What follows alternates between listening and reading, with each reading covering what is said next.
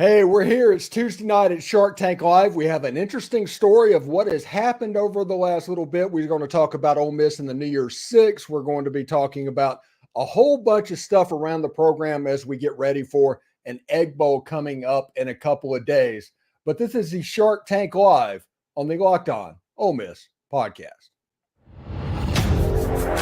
You are Locked On Ole Miss, your daily podcast on the Ole Miss Rebels.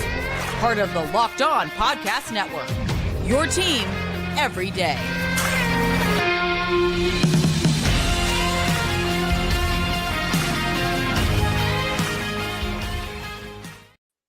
All right, good evening, everybody. I'm joined by Mike Huesmann and Dalen Flowers, and we are going to talk a little bit about the general state of college football, the Ole Miss football program, where it sits, and just a lot of stuff. Dalen Flowers, as everybody knows, is a contributor to the show, and Mike Huesmann is a writer for, is it Mike Farrell Sports? Yes. Yep.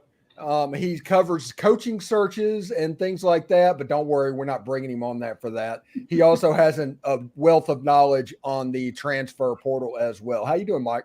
Doing well. Glad to be back here. It's been probably about a year. Last year around this time is when I believe the last time I was on, so it's good to be back. Yeah, it's good to have you, buddy. And Dalen, I'm sure you're getting ready to watch the game and put it up on the television so we can do a little watch along a little bit while we're doing this as well, right? Yes, indeed, my friend. I've got my YouTube TV already up for it. All right, awesome. I actually have the Florida A&M game on at the moment to make sure that my ESPN SEC Plus is where it needs to be. So, Mike, we're talking like Ole Miss has been the leader for the SEC's third New Year's Six spot for the better part of about 3 weeks now. Missouri is going to jump them because they beat Tennessee, and Ole Miss is going to fall to around 13 or 14 probably when the rankings get released tonight. But this is what I think. I think Ole Miss actually has the advantage for the New Year's Six berth because Georgia is getting ready to run through Tennessee, and Tennessee is going to fall out of the top 25 at that point. And the only top 25 win that Missouri is going to have is the one over Kansas State. Ole Miss beat LSU, who beat Missouri, and Ole Miss has a win over Tulane, and their only two losses are to Alabama and Georgia. What say you, man? I think you're right about that. When it all is said and done at the end of the regular season, I expect Ole Miss to jump back over them because even if Mizzou wins their last two games, Florida and Arkansas, neither of which is very impressive. So I think you hit the nail on the head that Mizzou will jump them now, rightfully so. They're having a heck of a year, but Ole Miss is going to be more impressive over a 12-game body of work that we will see in 2 weeks. Yeah, whenever you have a situation like the playoff rankings, we all know what the playoff committee did to TCU 10 years ago, to where TCU was in the top four. They didn't play for a conference championship, and TCU ended up not making it. Yeah. The same thing's going to happen to the New Year's Six. Once the conference championship and you see that total body of work, when they change over to the total body, I think Ole Miss is going to have the advantage because, honestly, Ole Miss has the better resume than Missouri. Dalen, what surprises are you looking forward? What do you think is going to happen on tonight's college football playoff rankings?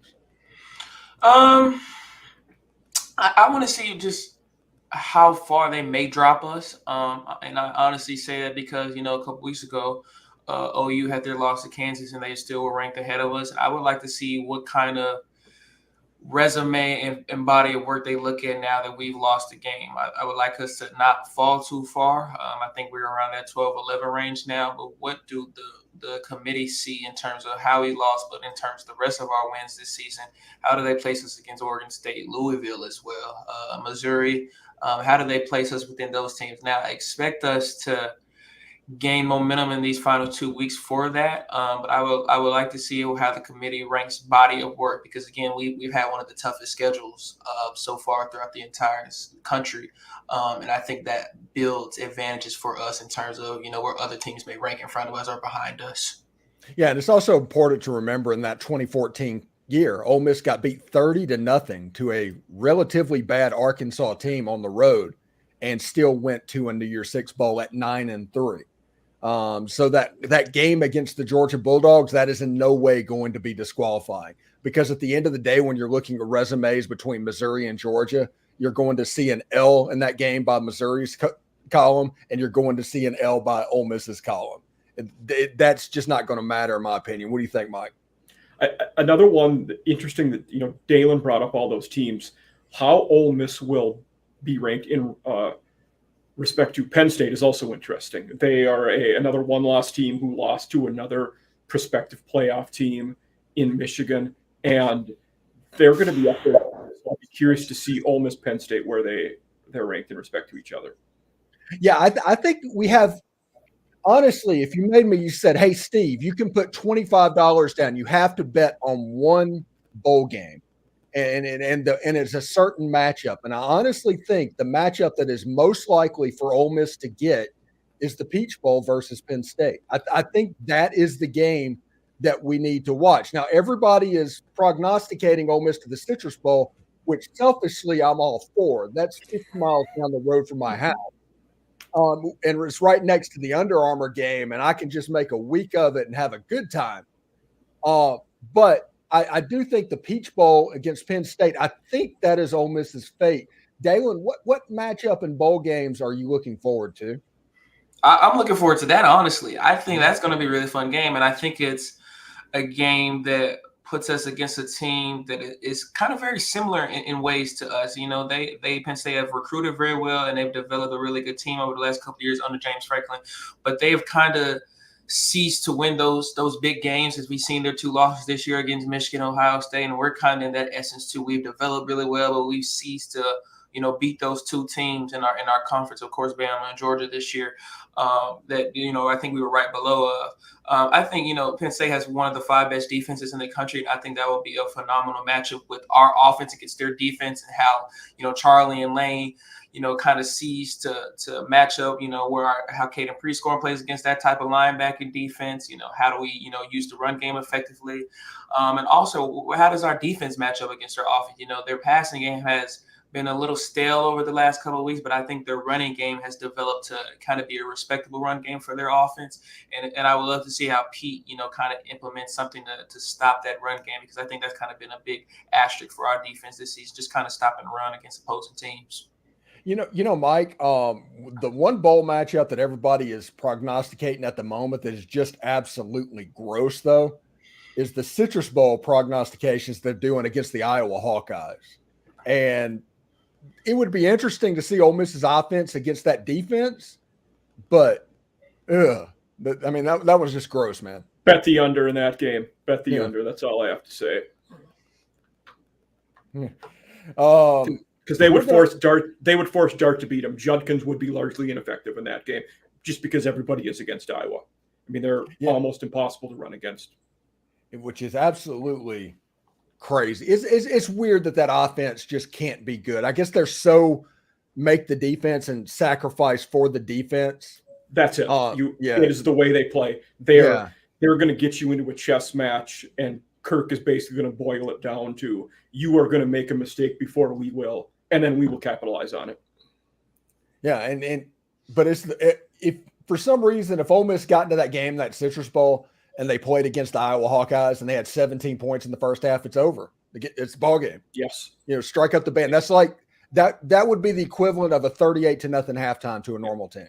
Conversely, if they would have a bad turnover and Iowa gets up by 10, it's also over, because you're not going to make that up against Iowa. It's so weird. Yeah. It's so bizarre. So let's talk a little bit about coaching carousel. And like I said, I'm not doing the Lane stuff or anything like that, but this is just general what's going on. Let's talk about the Mississippi State opening. Let's talk about they got rid of Zach Arnett after 10 games. And this is like just a few years away from getting rid of Joe Moorhead after 2 years. Yeah. There's a history there.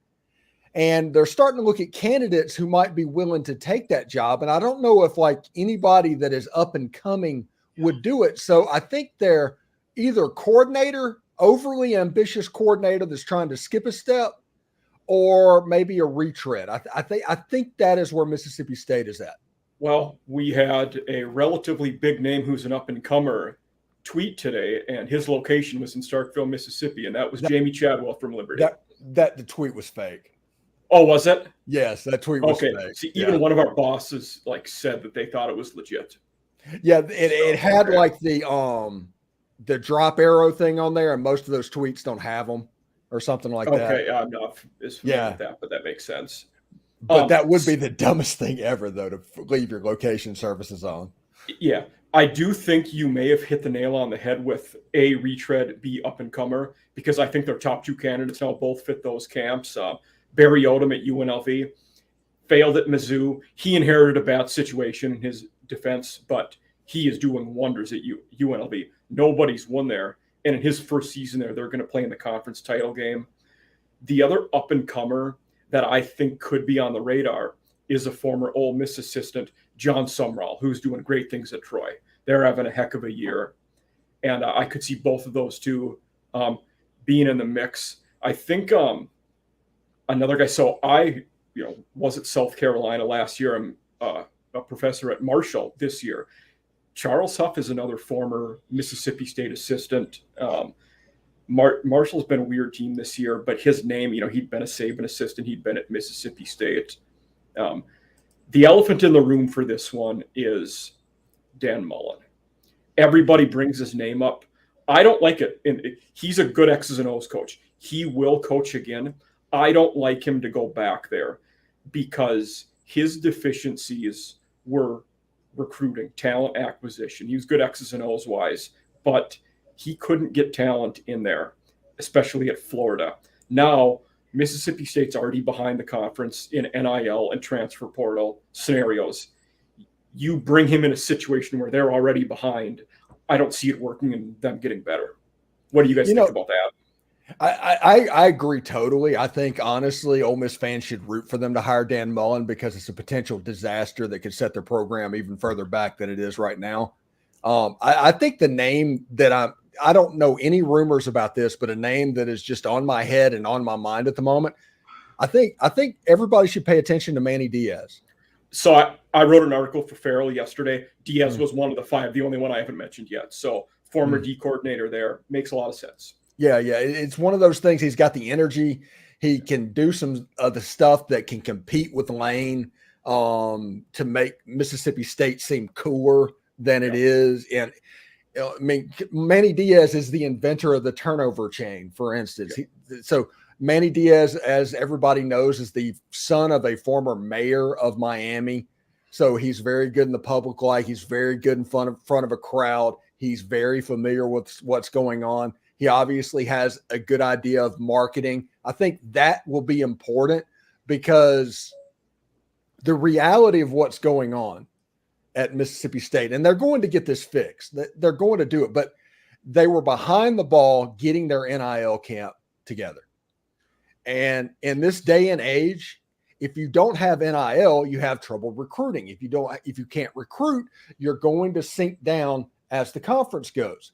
And Mississippi State just figured that out a couple of years too late. And then they had the catastrophe that happened with Coach Leach. And then they made the emotional hire with Zach Arnett. And right now, the athletic director of Mississippi State is like, no, we've got to do something right now, because if we don't, and Texas and Oklahoma gets in the league and all of this stuff changes, all of a sudden we could be like, Vandy without the degree. And so this is kind of a last gasp thing, Mike, I think, that Mississippi State is dealing with. Yeah.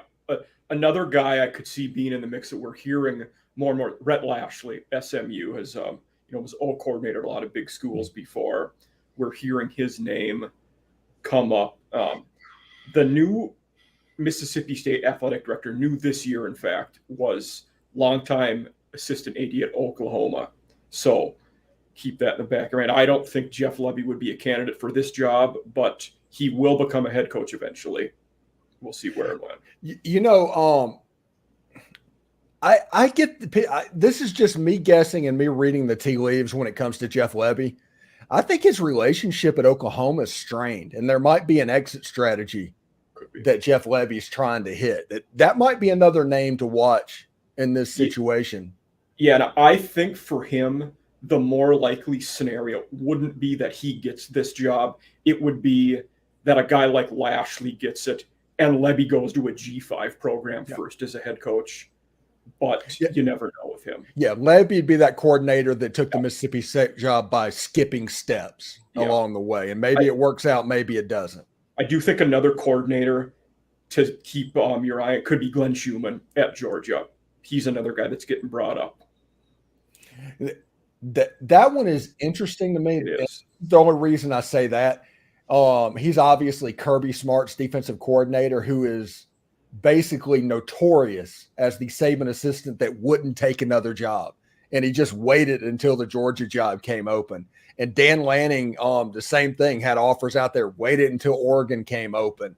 Venables was like that when he was at Clemson, waiting for Oklahoma. That is how Schumann strikes me on this. And I think, whenever you look at the Mississippi State job, like Jamie Chadwell, everybody, that was the big rumor today. Jamie Chadwell. Jamie Chadwell, I don't think, is going to Mississippi State because he can wait 2 years and end up at Clemson. And he would be a perfect fit extremely well at Clemson. Too. Yeah. Yeah. And Jamie Chadwell at Clemson is basically Dabo 2.0. So that's interesting. Also, by the way, rumor came out today on On3 that UCLA is looking at potentially firing Chip Kelly after the USC game, which whoever released this, that is the most sabotage thing I've ever heard. I mean, that is somebody that has an axe to grind with Chip Kelly and wants him to get beat by USC. And with USC's defense, that's going to be difficult to begin with. But I mean, that's weird because now you have a situation where Chip Kelly, if he wins the game against USC, I mean, that's going to be an awkward Monday. Sure will be. And Chip is one of those guys, like you had mentioned, he grinds on people. And I think wherever he goes, he's going to make enemies and maybe not last long. This is his 6th year there. He was pretty poor his first 2 years. He inherited a bad situation, but they won 3 and 4 games quite a few years in a row. 3, and then they won 9 the last couple of years, which is better than the people before him had done that. I used this phrase with UCLA recently.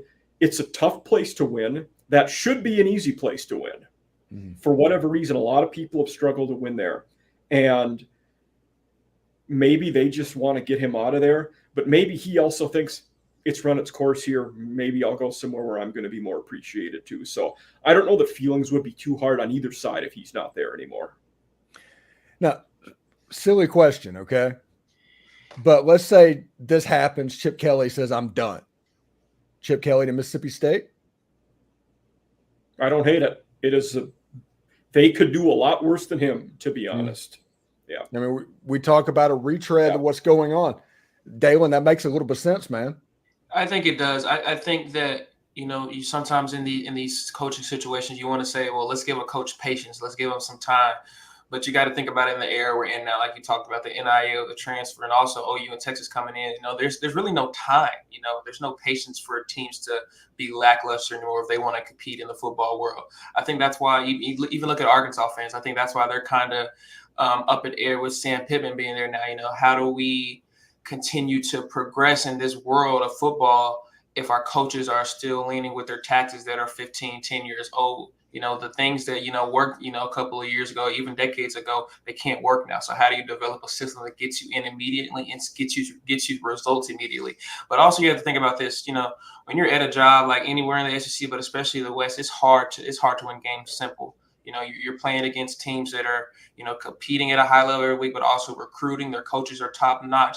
And it's not easy to just come out there and muster, 9-10 wins every season. So when you get a job like that, whoever gets that job, they're going to be faced with a lot of circumstances, but it's how they use their resources positively that I would like to assess their job.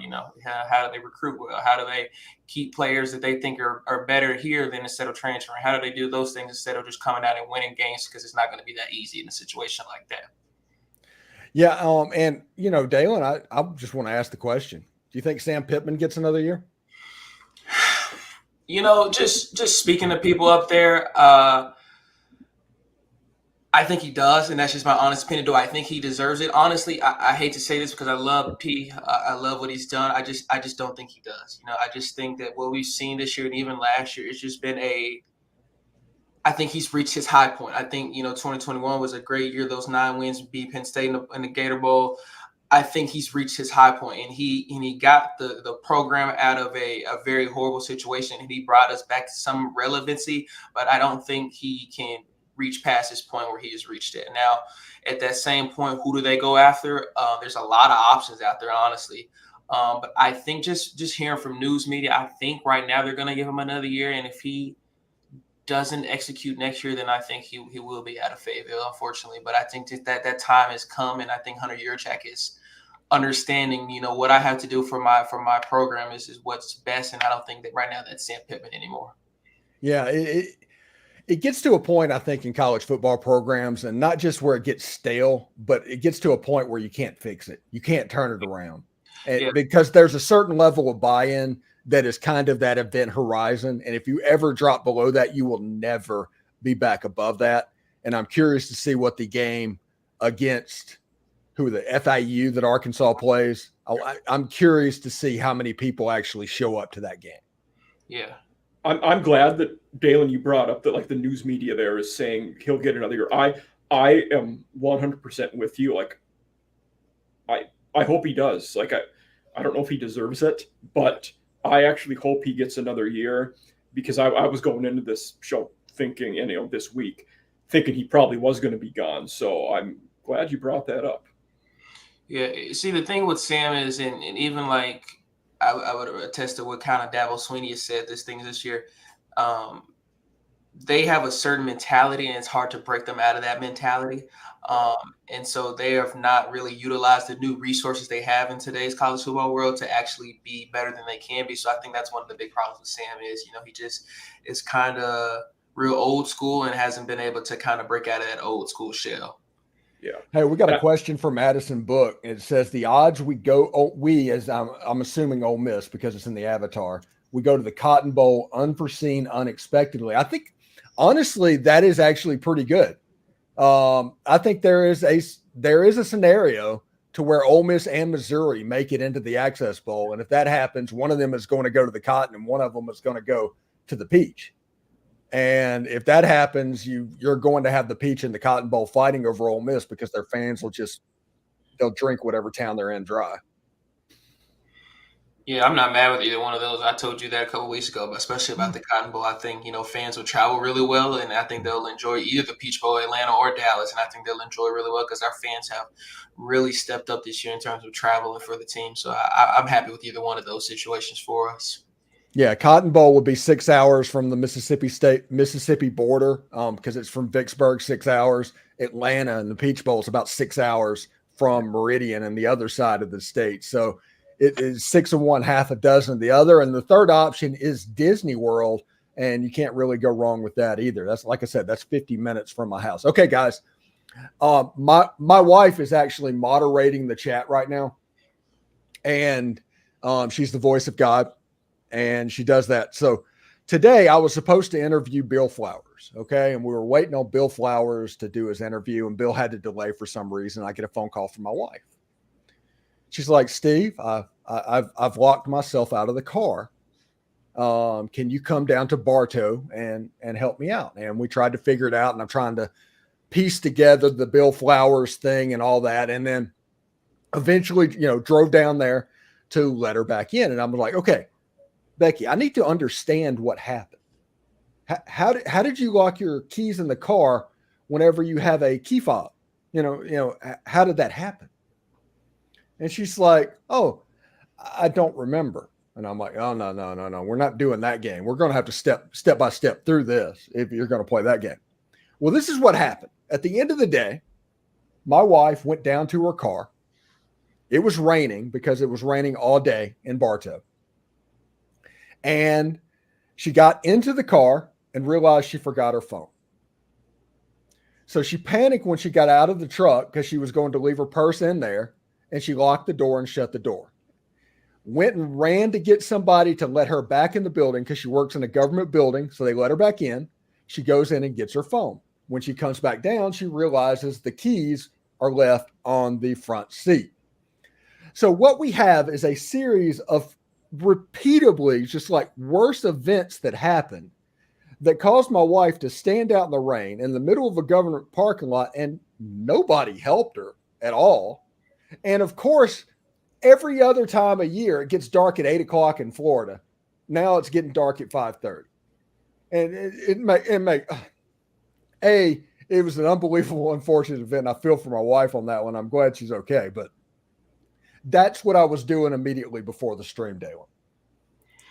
You're good. I was wondering where you were. I got on a couple minutes early. I was like, is Steven good? I need to send him a text. I was just making sure you're all good, though, man. Yeah, the traffic was absolutely nuts. Yeah, so that happened.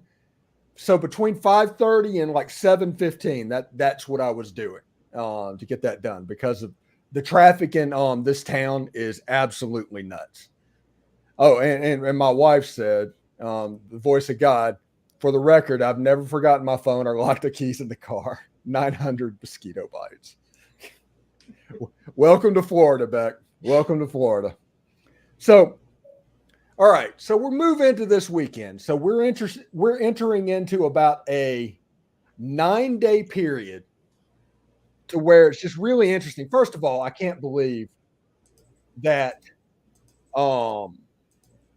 this football season's almost over, this regular season. I mean, the fact that we're 9 days away roughly from Ole Miss doing that. But I think this is an interesting situation because of what we talked about earlier in the show, Mike, and Ole Miss needing style points a little bit and being in a beauty contest with Missouri.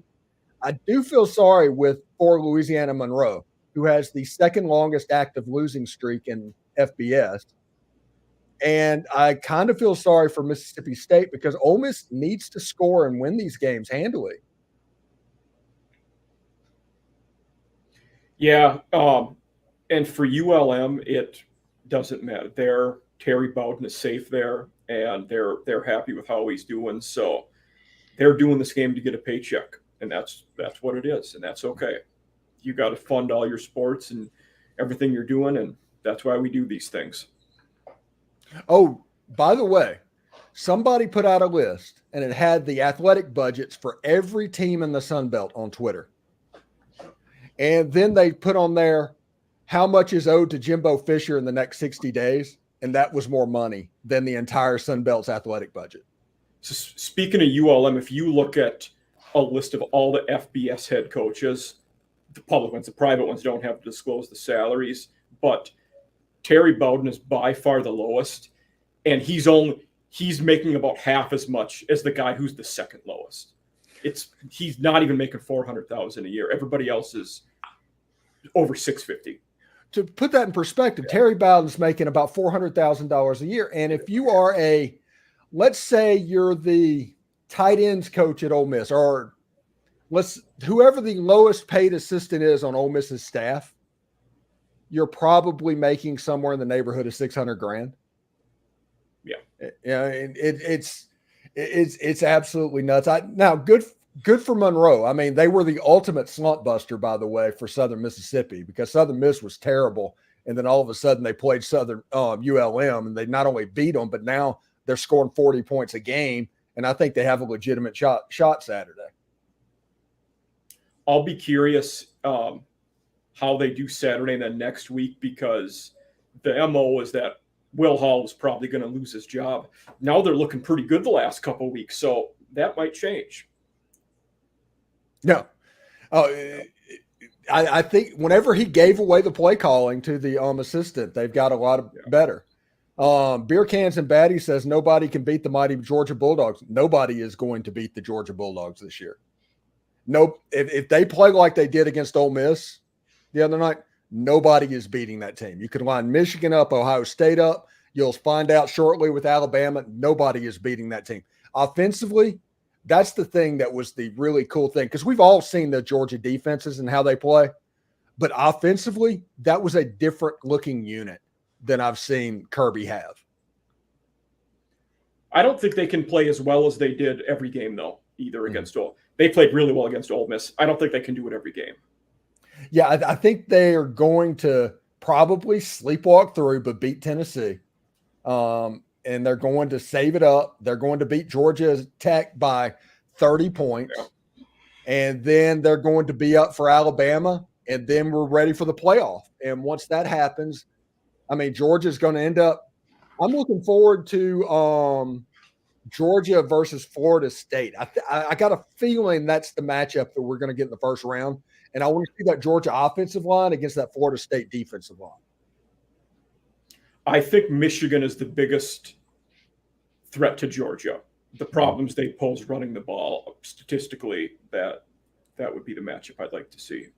Yeah, I think that's the one they're going to finagle that to where it's the national championship game.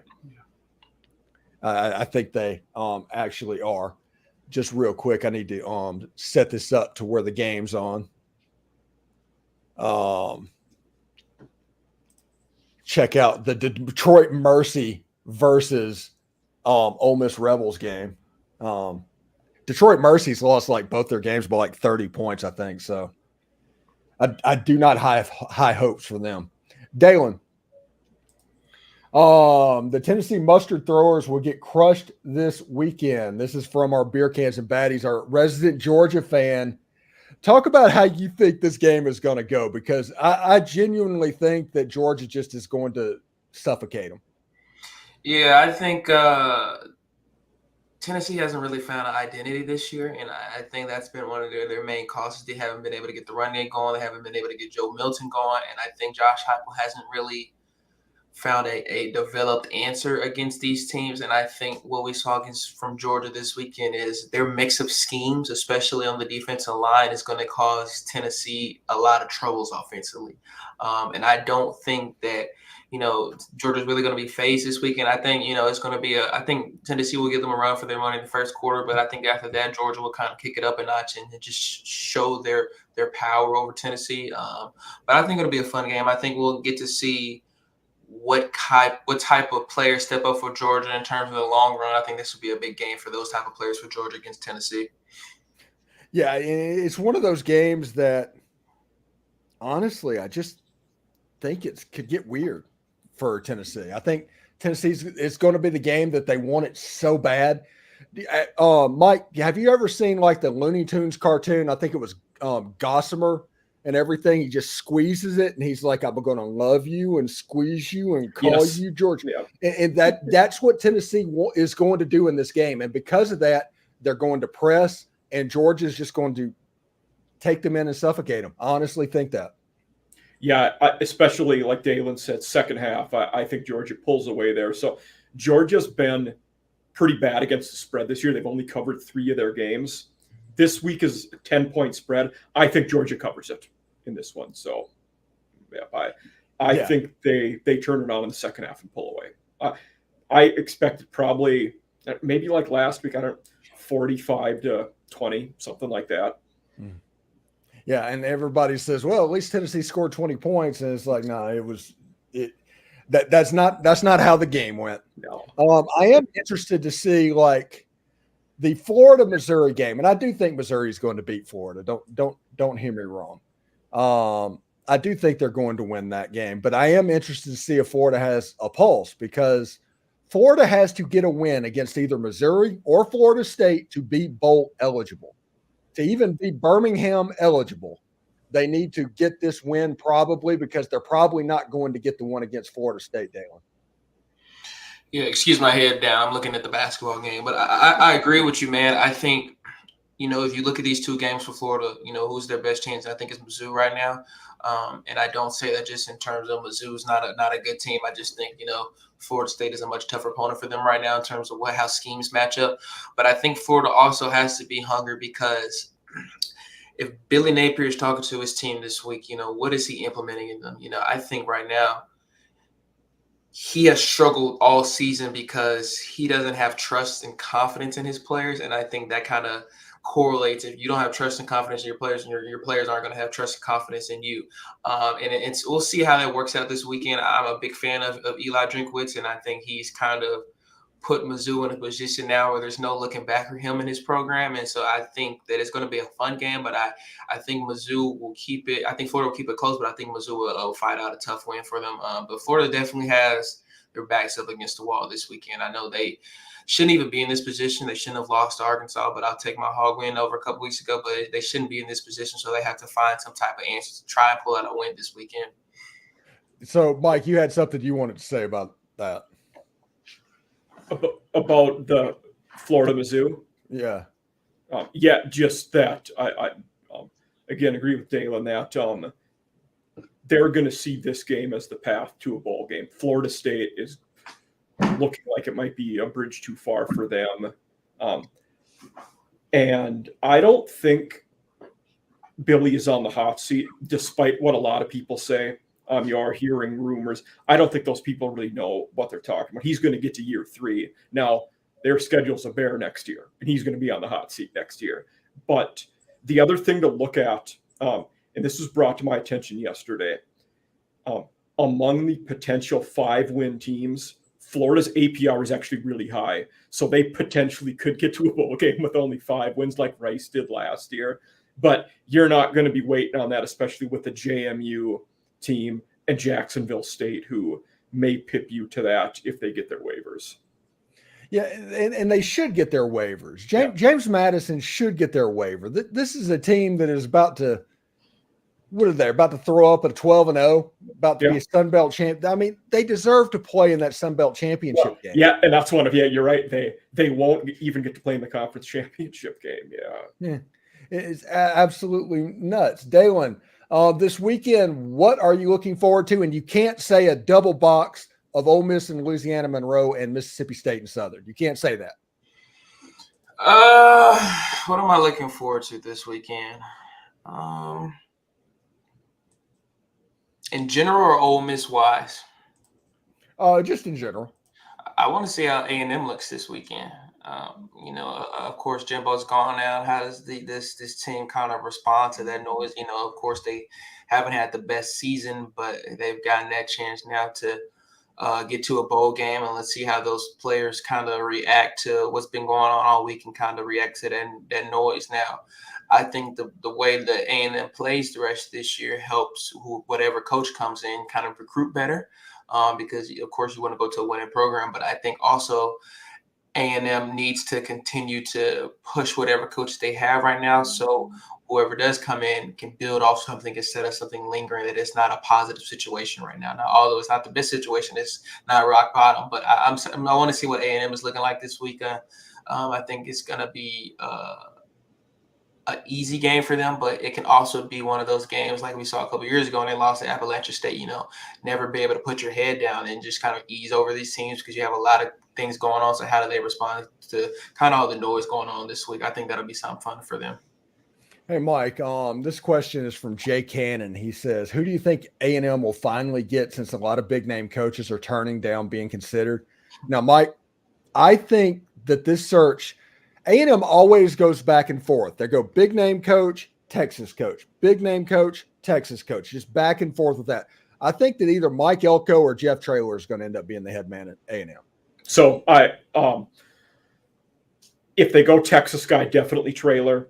If they go other big name, Elko or Kalen DeBoer, I think it would be one of those two. And you couldn't go wrong with either of them. Yeah, I do wonder in the new era, portal, NIL, they may not go back to that Texas history as they have done in the past. Who knows? But I think if they could get DeBoer or Elko, you take that and you give them whatever they want. But Traylor was also in my top 5 that I wrote about. So he's done very well at UTSA, and he has all kinds of connections there. So either one of those.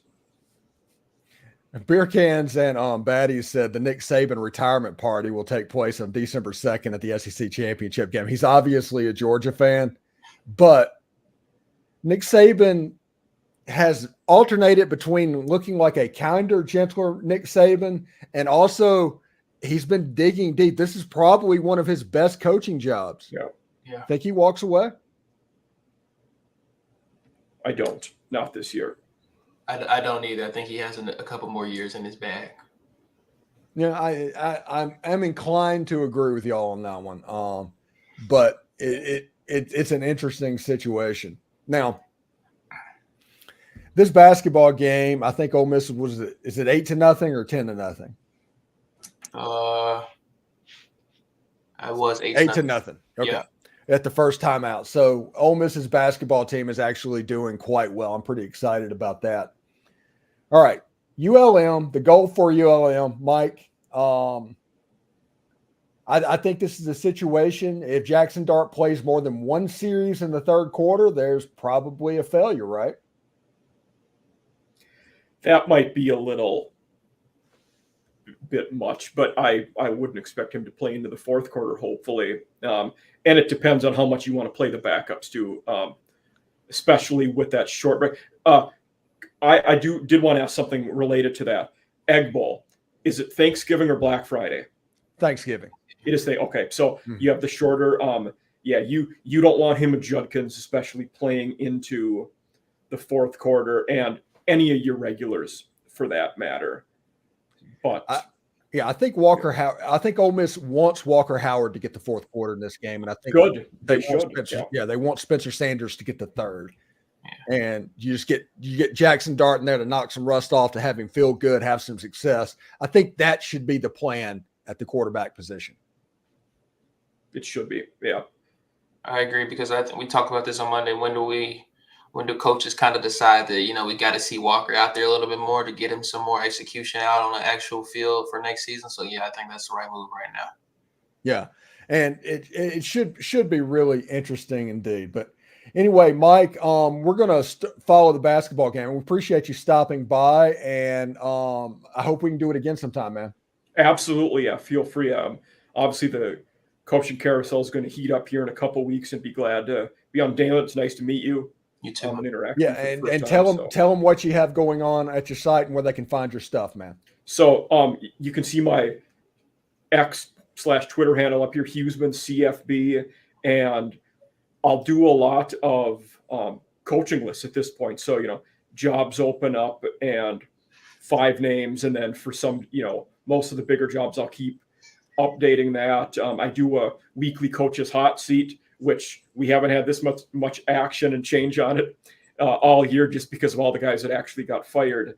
And then, Penn State offensive coordinator gets fired. We'll do stuff for assistant coordinators as well, and, all kinds of assorted coaching lists. So, please give me a follow. I would like that. Yeah, and he also knows a lot about the transfer portal. He's the one that called John Saunders almost immediately, and that turned out to be a pretty good find as well. So thank you, Mike, and we will talk to you a little bit later, bud.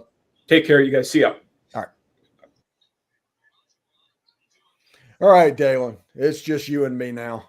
All right. Beacons and Baddies says Arch Manning will hit the portal for Ole Miss. You say that, but this quarterback room is so stacked that probably would not be the most smart thing for Arch Manning to do. Yeah, I honestly, this is just me speaking, and I don't think he will transfer. I think he really is focused on playing for Steve Sarkisian, whether that's in his junior year or whatever. I don't think he's going to transfer. I think he's kind of set on playing at UT, and I know that might take him another year or two, and I think he's kind of okay with that. I think he's kind of back there learning the system better, but I don't think he's going to transfer. And if he does, I don't think he'll come here. Unfortunately, I think we have a quarterback room for the next couple of years. I think we're kind of content with, and I don't think he's going to look at this as to be one of his destination spots. Yeah, it's. I think it'll be. I don't think Arch Manning will ever take a snap at Ole Miss. I honestly think that bridge is kind of burned a little bit. But I mean, with the quarterbacks that Ole Miss has currently, that's not really not necessarily a bad thing. Yeah. We got Joe, the voice of God with a Texas is not UT, sir. Somebody is obviously from Tennessee. Well, I'm from Arkansas. UT was more of if Texas is more of my hated rival, and I also watched a lot of OU growing up, especially with Lincoln Riley being there. and had some family correlation with him. I always referred to Texas UT, so I never really got the UT about Tennessee, honestly, until I came to school here. It was the first time I ever heard it. So that UT Tennessee notion is really new to me. So UT is Texas for me. I'm sorry, Miss Becky. Yeah. But the argument that cannot get beaten, and Texas people are going to try and make it, but they cannot win this. But the University of Tennessee was a school before Texas was a thing. Mm-hmm.